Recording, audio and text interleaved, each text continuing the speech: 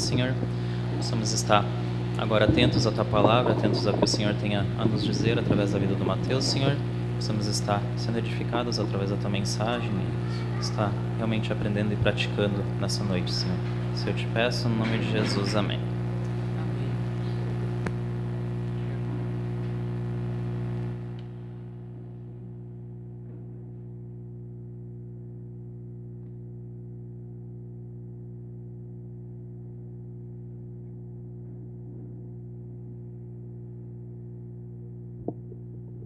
Bem, boa noite a todos. Para mim é uma grande alegria estar aqui com os irmãos, poder estar compartilhando um pouquinho da Palavra de Deus.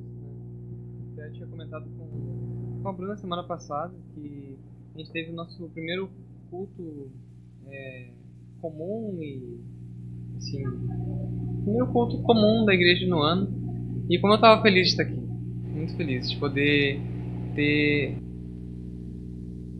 A gente no seminário tinha saudade de estar no final de semana junto com a nossa igreja, né? Então foi muito especial e hoje está sendo especial para mim poder também trazer aquilo que eu tenho aprendido com a Palavra de Deus e espero poder encorajar os irmãos também. Mas então, hoje de manhã eu pude trazer a palavra lá na IBA e até o Vitor perguntou se hoje de noite ia ser um replay da pregação. Eu falei pra ele que não vai ser um replay, vai ser um remix. Porque teve várias coisas que eu acabei falando que não estavam naquilo que eu tinha preparado. E talvez surjam outras coisas que eu não tinha preparado e vai acabar surgindo também. Mas o que a gente vai falar hoje? Eu quero que os irmãos pensem sobre algo muito importante, que é em relação ao chamado de Deus para as nações conhecerem a Ele.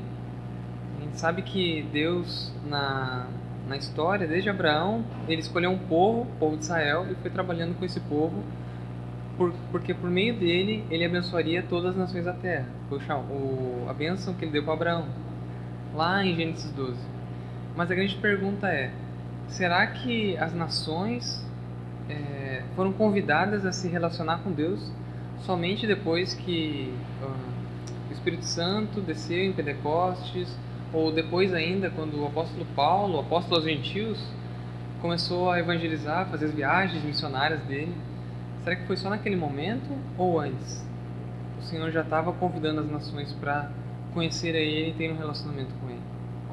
Eu queria abrir com os irmãos Salmo 67, que vai nos ajudar um pouquinho a entender melhor que Deus não começou a chamar pessoas a terem um relacionamento com Ele fora de Israel somente no Novo Testamento. Não. Desde o Antigo Testamento, Deus já dava esse convite e o salmista expressava esse desejo do Senhor de convidar as nações a conhecerem Ele. Então, a versão que eu vou estar usando agora é NVT. Eu peço que quem possa me acompanhe na leitura. Salmo 67. Que Deus seja misericordioso e nos abençoe. Que a luz do seu rosto brilhe sobre nós. Que teus caminhos sejam conhecidos em toda a terra. Que tua salvação entre as nações de toda parte. Que os povos te louvem, ó Deus. Sim, que todos os povos te louvem. Que o mundo inteiro cante de alegria, pois governas os povos com justiça. E guia as nações de toda a terra. Que os povos te louvem, ó Deus. Sim, que todos os povos te louvem. Então a terra dará suas colheitas, e Deus, o nosso Deus, nos abençoará ricamente. Sim, Deus nos abençoará, e todos os habitantes da terra o temerão.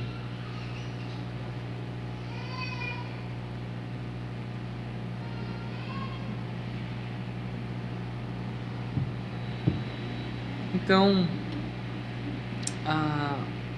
o nome da pregação o nome que eu dei a essa pregação é Os Anseios do Coração Adorador, e os versículos 1 a 2 desse salmo eu chamei de anseios pela bênção divina, 3 a 5, anseio pela adoração mundial, e 6 a 7, o anseio satisfeito.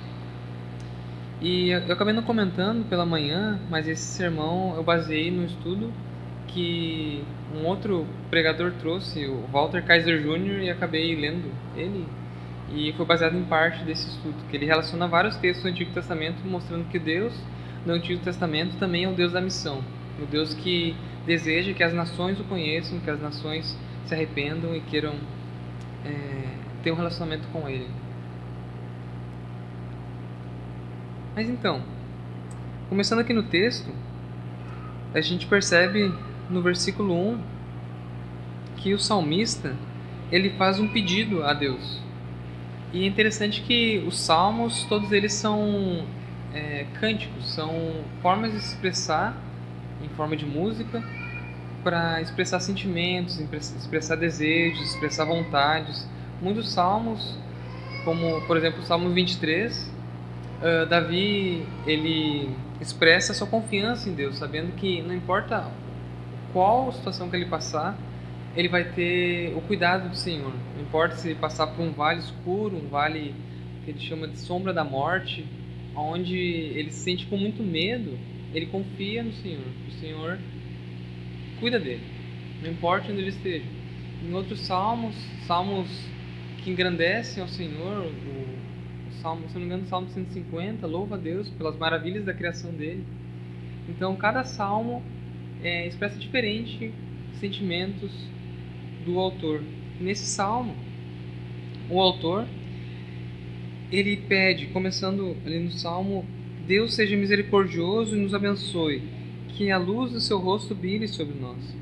Ele pede que Deus olhe para ele, mas não somente para ele, e quando ele fala nós, ele pensa no povo de Israel como um todo, que Deus olhe para o povo e seja misericordioso com esse povo, que a luz do seu rosto brilhe sobre ele, ou seja, que Deus olhe com carinho para Israel, olhe com carinho e queira cuidar do povo, porque esses versículos aqui, os versículos 1 e 2, eles são uma expressão de outra passagem da Bíblia, de Números 6, 22 a 27, que a gente vai ler em seguida, onde o próprio Deus falou a Moisés para que ele instituísse aquilo que a gente chama de a bênção sacerdotal. Ou seja, os sacerdotes, seja Arão e seus filhos, eles abençoavam o povo daquela maneira que Deus já tinha instituído. A gente vai poder ler ali em Números, capítulo 6, versículos 22 a 27, essa bênção. E eu peço que vocês não percam ali o Salmo 67, que a gente vai voltar para ele. Número 6 é o quarto livro da Bíblia, depois de Gênesis, Êxodo, Levítico, Números.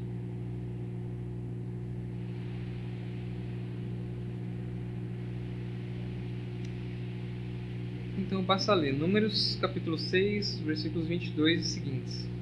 Então o Senhor disse a Moisés: Diga a Arão e a seus filhos que abençoem o povo de Israel com esta bênção especial. Que o Senhor o abençoe e o proteja. Que o Senhor olhe para você com favor e lhe mostre bondade. Que o Senhor se agrade de você e lhe dê paz. Assim Arão e seus filhos colocarão meu nome sobre os israelitas, e eu mesmo os abençoarei.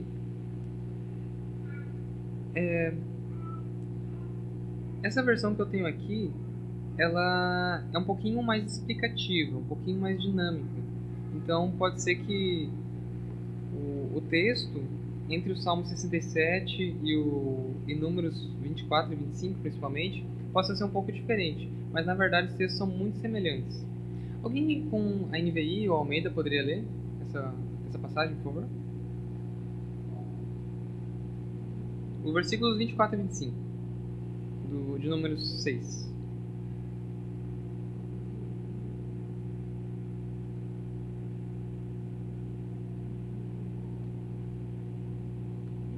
Pode ler? Sim. O Senhor te abençoe e te guarde. O Senhor faça resplandecer o seu rosto sobre ti e te conceda graça.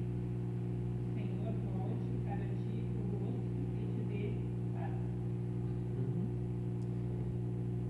Em ambos os momentos, tanto número 6 quanto em Salmo 67, o pedido é sobre misericórdia, sobre graça, né? Sobre bênção.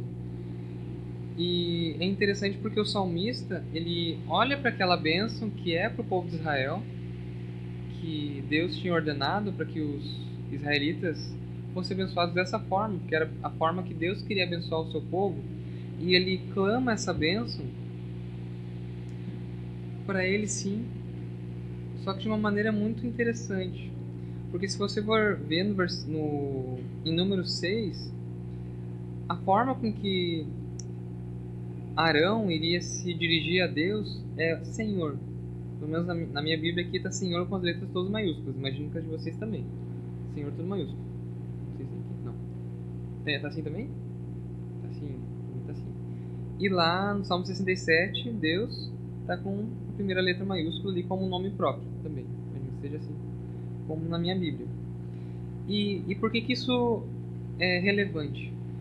Porque o Senhor, quando escrito de maneira maiúscula, ele quer remeter um nome específico de Deus, Yahvé, ou também conhecido como Jeová, que é uma forma que Deus se revelou a Moisés lá na sarça ardente, lá em Êxodo, capítulo 3.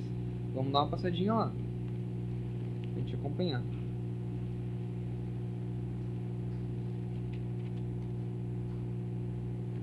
Mas não perca, eu vou ter que ficar grudando os dedos aí para poder acompanhar as passagens ali, tanto números quanto salmos, né? Êxodo 3, versículos 15 a 18. 14 a 18 eu vou colocar aqui. Êxodo 3, 14 a 18. Eu leio o seguinte: Deus respondeu a Moisés: Eu sou o que sou. Diga ao povo de Israel: Eu sou, me enviou a vocês. Também instruiu Moisés: Diga ao povo de Israel. Aqui a tradução decidiu escrever Javé, mas se você ver lá embaixo, quem está usando NVT, Javé é a transliteração mais provável do nome próprio YHWH. Nessa tradução aparece em geral como Senhor. Então eu vou ler como Senhor em vez de Javé aqui. O Deus dos seus antepassados, o Deus de Abraão, o Deus de Isaac, o Deus de Jacó me enviou a vocês. Esse é meu nome para sempre, o nome pelo qual serei lembrado de geração em geração. Agora vá e reúna os líderes de Israel. Diga-lhes que o Senhor, o Deus dos seus antepassados, o Deus de Abraão, Isaac e Jacó, lhe apareceu e disse: Tenho observado atentamente e vejo como os egípcios os têm tratado. Prometi libertá-los da opressão no Egito e levá-los a uma terra que produz leite e mel com fartura, onde habitam os cananeus, hititas, amorreus, ferezeus, heveus e jebuseus. Os líderes de Israel aceitarão sua mensagem. Em seguida, você e eles se apresentarão ao rei do Egito. Lhe dirão: O Senhor, o Deus dos hebreus, veio ao nosso encontro. Agora pedimos que nos permita fazer uma viagem de 3 dias ao deserto para oferecermos sacrifício ao Senhor, o nosso Deus. Então, Deus se apresentou dessa forma a Moisés porque esse nome era o nome de um relacionamento específico e especial com o povo de Israel. Algo muito próprio do povo de Israel. Mas o salmista, quando ele repetiu essa bênção, ele não utilizou o nome Yahvé. Ele utilizou o nome Deus, que na verdade no hebraico é Elohim. Mas traduzindo para o português, é mais apropriado de traduzir como Deus. E isso é muito, muito curioso, porque teria essa questão muito própria de Israel, mas o salmista ele quer expandir essa bênção, ele quer trazer esse Deus que é um Deus sim para Israel, mas é um Deus que é governador sobre todas as coisas. Lá em Gênesis 1, quando o escritor Moisés escreveu o capítulo 1 de Gênesis, ele sempre chamou o capítulo 1 de Deus, Elohim. Por quê? Porque é o Criador de todas as coisas. É um Deus que ele é governador de tudo. Então o salmista quer que essa bênção, que era uma bênção particular para Israel, fosse expandida, fosse uma bênção que abençoasse a outros. E é isso que o salmista queria. Porque no segundo versículo, no versículo 2, diz assim: que teus caminhos sejam conhecidos em toda a terra e a tua salvação entre as nações de toda parte. O objetivo do salmista era que a bênção que Israel receberia de Deus, das promessas de Deus, deveriam ser expandidas, ser levadas para fora, ser levadas para outras pessoas, que os caminhos do Senhor fossem conhecidos em toda a terra, que todas as pessoas conhecessem a salvação que há no Senhor, conhecessem a salvação do Messias prometido, que eles conhecessem a esse Deus que viria, que de pessoas de toda parte, entre todas as nações, pudessem conhecer o Senhor.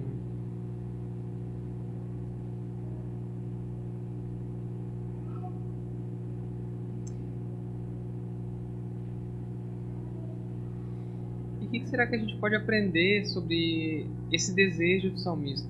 De que a bênção não fosse somente para ele, mas ela se expandisse para outras pessoas, para outros povos, para outras nações. O que a gente pode aprender com isso? O que a gente pode nos questionar em relação a isso? Eu tenho uma pergunta. Será que quando nós pedimos a bênção do Senhor sobre nossas vidas, a gente tem como intuito que essa bênção possa abençoar a outras pessoas também?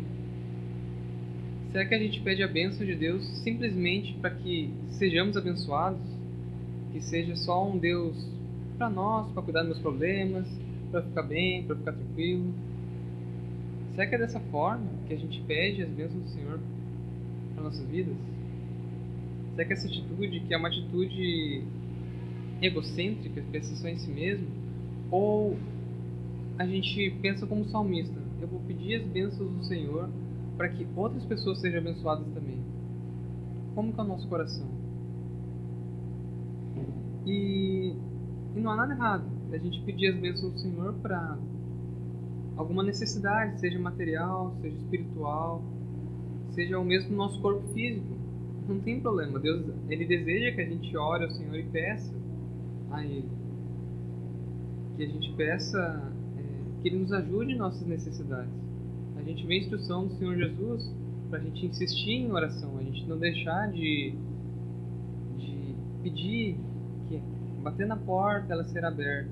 A gente sabe disso, é a instrução do Senhor. Ele deseja que a gente se comunique com Ele por meio da oração. É um desejo dele, Ele se agrada de nos conceder bênção. Mas a grande questão é: a gente pede a bênção para abençoar outros, ou a bênção termina em nós e acaba por aqui? Como é isso?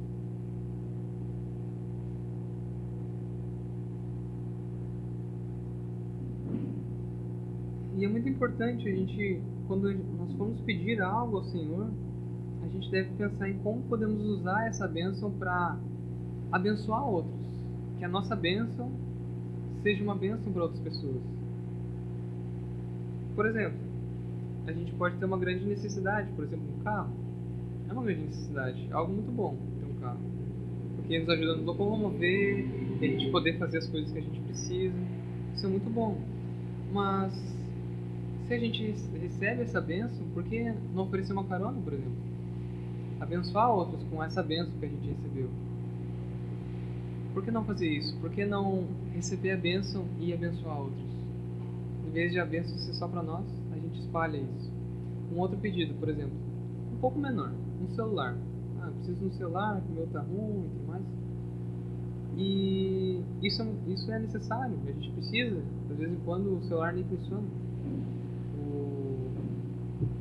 Pode acontecer.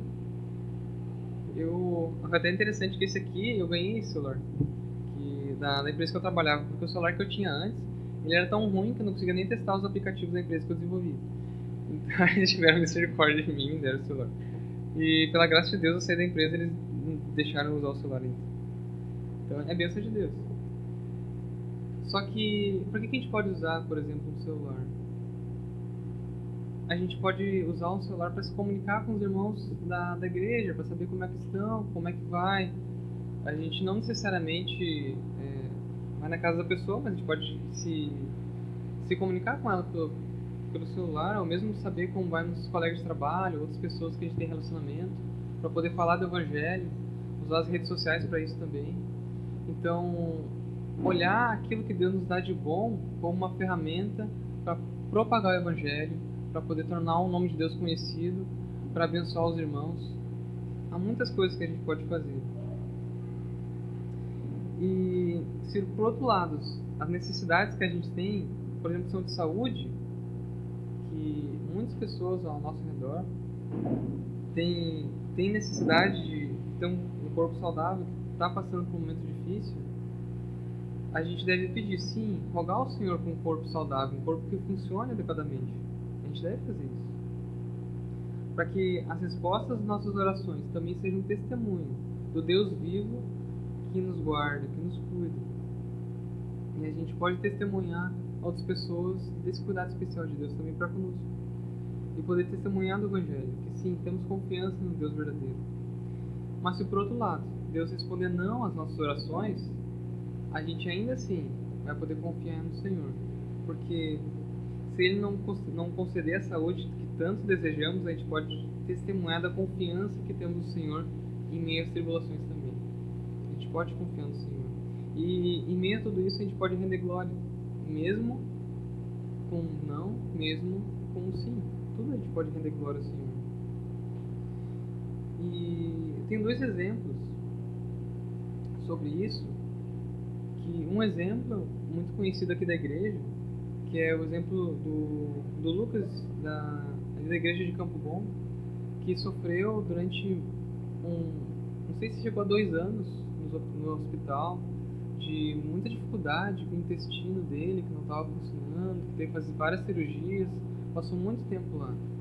Mas apesar de tantas dificuldades, ele não deixou de confiar no Senhor. Ele confiou no Senhor. E isso foi um testemunho para a igreja, testemunho para as pessoas, testemunho para aquelas pessoas que estavam no hospital com ele e percebiam o Deus que ele confiava no Senhor. Com um sim ou com um não, a gente pode glorificar Deus. E a gente deve pedir para que o Senhor nos abençoe, sabendo que Ele pode usar em toda situação para a glória dele, inclusive essa situação. E pela graça de Deus e para a glória dele, ele está bem em casa já, depois de tanto tempo ali. E uma outra pessoa que os irmãos vão conhecer essa terça, se Deus assim conceder, que é o Serjão. É um missionário lá do norte, na Melo, e ele é muito engraçado, porque ele teve que fazer algumas operações assim, na coluna dele, por complicações assim, de saúde e tudo mais. E era engraçado porque ele ia receber ajuda das pessoas no hospital, assim, pra saber como é que tava. Assim, achei que é a capelania hospitalar, não tenho certeza se é isso. Mas ia uma pessoa lá pra falar com ele e tal, pra dar um incentivo. E só que era engraçado porque em vez de ele ser consolado, ele consolava a moça lá que ia ajudar ele. Tanto que teve um dia que ela até saiu chorando, agradecendo pra ele, assim. Numa situação difícil, ele conseguiu trazer a palavra de Deus que encorajou aquela pessoa para que ela percebesse o Deus que ele tinha. O Senhor é maravilhoso. A gente cantou sobre isso agora há pouco. Então, meus amados, esse pedido do salmista por bênção, para que Deus fosse misericordioso com o seu povo, que a luz do seu rosto brilhasse sobre ele e sobre o povo de Israel, nos constrange e me constrange, porque a gente deve realmente pedir ao Senhor que sim, Deus nos abençoe, dê graça a Deus nas nossas dificuldades, nos ajude, Senhor, a poder vencer as lutas que temos, a poder vencer tal necessidade que temos. Mas a gente precisa, assim como o salmista, ter um foco que é além de nós, para fora, para que outras pessoas possam ver o testemunho que temos, para que elas possam confiar nesse Deus a quem confiamos, Deus a quem adoramos, como a gente cantou agora há pouco. Que a gente possa honrar o Senhor e possa tornar conhecido esse Deus a quem temos conhecido. Agora, passando dos versículos 3 a 5, que eu chamei de anseio pela adoração mundial, o salmista, ele diz assim: que os povos te louvem, ó Deus, sim, que todos os povos te louvem, que o mundo inteiro cante de alegria, pois governa os povos com justiça e guia as nações de toda a terra. E aqui o salmista ele intensifica ainda mais esse desejo que ele tem de que o mundo todo adore a Deus. Ele tinha esse desejo. E aqui é o ponto central do salmo que a gente está estudando. E o verso central desse salmo está no versículo 4. E ele fala assim: que o mundo inteiro cante de alegria, pois governa os povos com justiça e guia as nações de toda a terra. O salmista ele propõe a adoração e a alegria de louvar a Deus porque ele é justo. O Deus da Bíblia é um Deus justo. Ele sabia disso. E na verdade todos nós ansiamos por justiça. Nós queremos que a justiça seja feita e Deus colocou isso no nosso coração. Isso é muito bom. Mas infelizmente o nosso pecado acaba sempre transformando algo bom em maldição. Sempre faz isso. Mas eu não vou falar sobre essa questão da justiça própria, trabalhar com isso. Mas sim pensar no Deus que é perfeitamente justo, perfeitamente santo. E nisso que o salmista foca a sua mente, nisso que ele foca o seu pensamento. E isso que faz ele louvar a Deus, engrandecer o nome de Deus e o seu desejo, que o mundo inteiro cante de alegria, porque há um Deus justo, um Deus verdadeiramente justo. Ele quer que realmente o mundo todo possa ter esse louvor grandioso, no qual a alegria de conhecer e pertencer ao Senhor fosse perpetuado por toda a terra. E o anseio do salmista era esse, que não somente ele mesmo glorificasse a Deus ao desfrutá-lo para sempre, mas ele queria que essa alegria fosse experimentada por todas as pessoas. E a minha pergunta também é essa: o seu desejo é que todo mundo ao seu redor e o mundo inteiro possa conhecer o Senhor, que as nações conheçam o Senhor? É isso o seu desejo? Ou você acaba tendo um foco tão grande no mundinho, na sua própria vida, nas suas necessidades, nas suas coisas, que acaba esquecendo que hoje existem bilhões de pessoas caminhando rumo ao inferno, porque não conhecem o Senhor?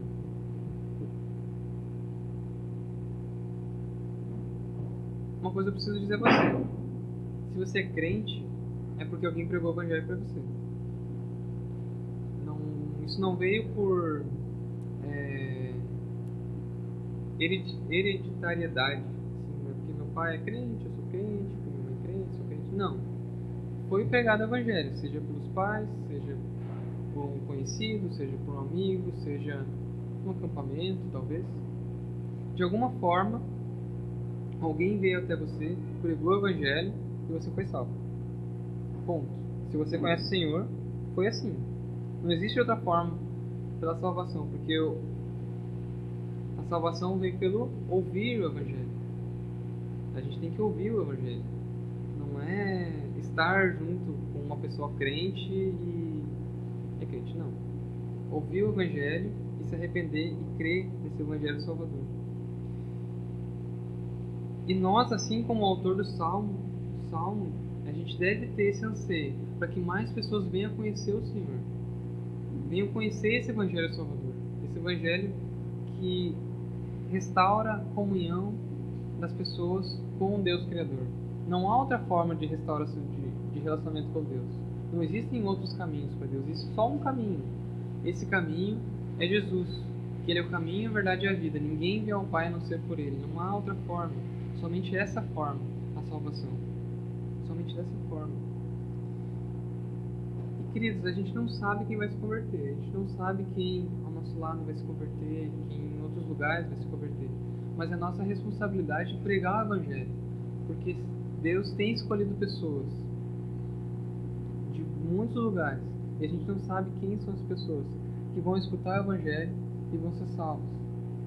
A gente não sabe, mas a nossa obrigação como crentes é ter esse anseio de que todas as nações conheçam o Senhor, para que pessoas de toda parte olhem para o Senhor e sejam salvos. Esse deve ser o nosso anseio. A gente não pode deixar de confiar que o Senhor vai salvar. Ele vai salvar. E devemos fazer parte disso, fazer parte dessa obra que é do Senhor. Talvez a gente não tenha direção do Senhor para ir para um lugar muito longe, distante daqui da nossa cidade de Novo Hamburgo. Não sei se a gente vai para o Uruguai, como a Tati e a família foram para pregar o Evangelho lá. Não sei se Deus tem direcionado para Moçambique, por exemplo, como a Paulo e Jordano estão lá, ou no norte.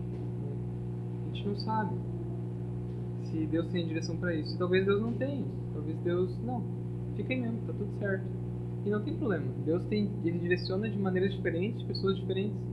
Porque o evangelho tem que ser pregado no Uruguai, o evangelho tem que ser pregado no Moçambique, o evangelho tem que ser pregado no Norte, e o evangelho tem que ser pregado em Novo Hamburgo. Por isso que estamos aqui. Talvez você não vá para esses lugares diferentes, mas você pode ir até o outro lado da rua.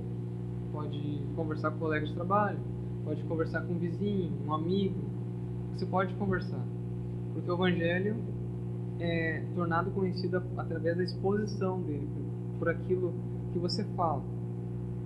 Nós podemos fazer isso também. A gente pode fazer parte da história de Deus dessa forma. Que a gente não perca a bênção de participar dessa história de Deus. Que a gente esteja realmente prontos e querendo participar disso. Que nosso coração seja como o coração desse salmista que tinha o anseio que todo o mundo, todas as pessoas do mundo conhecessem o Senhor. E que o nosso desejo seja isso também. Que as pessoas ao nosso redor possam conhecer o Evangelho Salvador, o Evangelho de Cristo. E os próximos versículos, voltando aqui ao Salmo,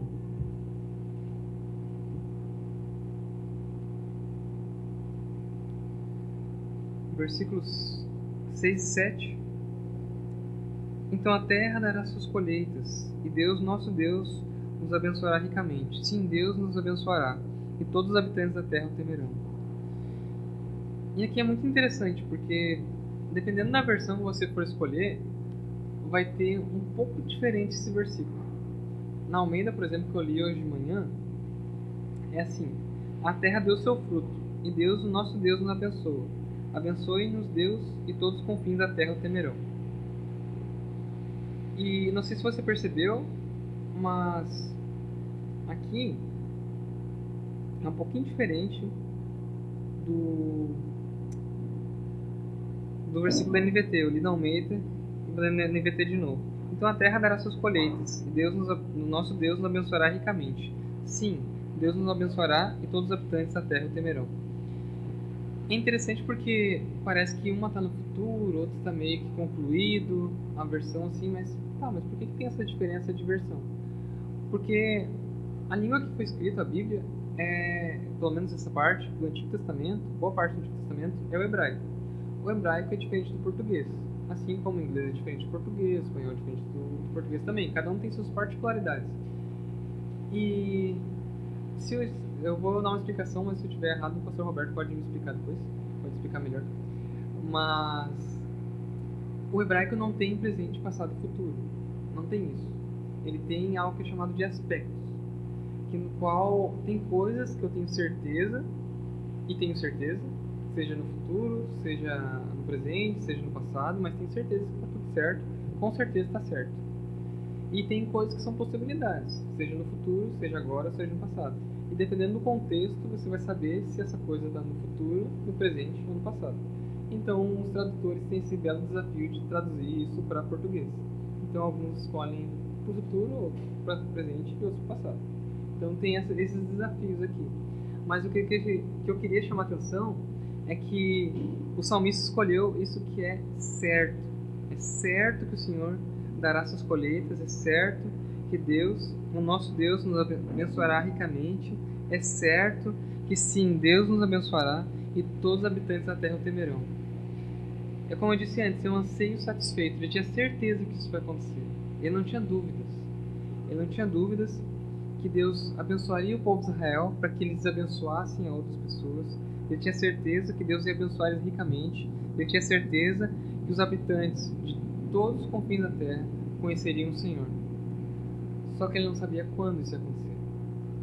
A gente sabe que sim, Deus vai estabelecer um reino onde todas as pessoas vão conhecer quem é o Senhor Jesus. Ele vai estabelecer um reino milenar. A gente sabe que isso vai acontecer, a gente tem essa certeza que isso vai acontecer. E glória a Deus por isso. Glória a Deus porque sabemos de um fato, que sim, Jesus Cristo vai voltar, vai levar a sua igreja para estar com Ele eternamente com o Senhor. Isso é um fato e não é apenas uma esperança, assim, que sabe o Senhor vai fazer. Não, vai acontecer. é só uma espera. Como o pastor costumamente diz, pode ser hoje, né? Pode ser antes de eu terminar a pregação. E seria maravilhoso estar com o Senhor. Seria incrível. A gente não sabe quando o Senhor vai voltar, mas sabemos que sim. Esse anseio vai ser satisfeito no salmista e nós também. Que realmente o Senhor vai estabelecer o reino dele, vai levar a sua igreja, vai estar com ele também. E louvado seja Deus por isso. Que a gente tem certeza que Deus vai cumprir a sua palavra. Que Ele vai cumprir a sua palavra em relação à bênção para Israel, a bênção que vamos participar com Ele para sempre, eternamente. Vamos fazer isso. E o que eu queria chamar a atenção novamente é que sim, existem pessoas que vão com certeza serem salvos. Vão com certeza, sem a menor dúvida, vão ser salvos e conhecer o Senhor. Como eu disse antes, a gente não sabe quem, mas a promessa é: Deus tem povo para ser alcançado. O último versículo que eu gostaria de ler com os irmãos está lá em 2 Timóteo 2:10, no Novo Testamento.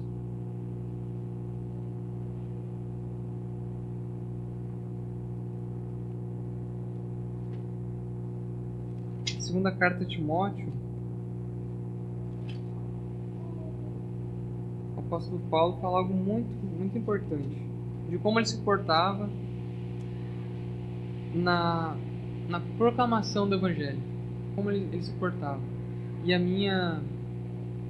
meu encorajamento é que cada um de nós faça o mesmo, tenha a coragem do apóstolo Paulo, tenha a dedicação do apóstolo Paulo,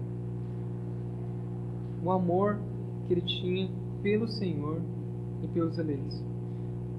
2 Timóteo 2:10 diz o seguinte: portanto, eu estou disposto a suportar qualquer coisa, se isso trouxer salvação em glória eterna em Cristo Jesus para os que foram escolhidos, para os eleitos.